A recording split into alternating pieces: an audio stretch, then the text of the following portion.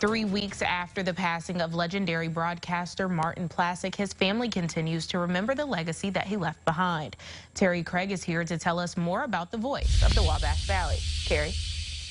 Martin Plascak served the Wabash Valley humbly, and some would even refer to him as the Walter Cronkite of the Wabash Valley.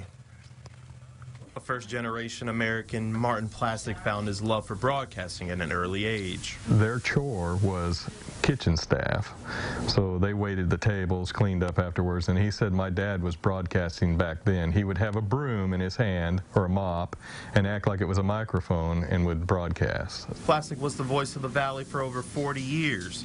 Opportunities in bigger areas came for Plascak, but his love for the people in our area kept him around. I've heard it said that he was the Walter Cronkite of the Wabash Valley, or Paul Harvey, and he could have been, he could have went to Chicago, New York, or whatever, but he really, I think, loved the Terre Haute area. An avid collector, Plascak has hundreds to thousands of old tapes with sports and history audio. Say a movie was wanting some footage, or maybe wanting some audio of an old football game. He has football games back in the 1930s and 1940s, college football, and they would, pay him to use some of that stuff. Martin Plascak, the man behind the microphone. As big of a figure as he was in this area, Marty says his father would remain humble throughout his broadcasting career.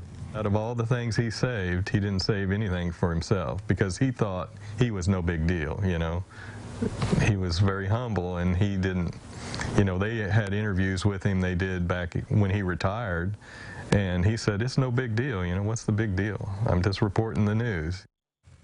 Plascak was inducted into the Associated Press Hall of Fame in 1996.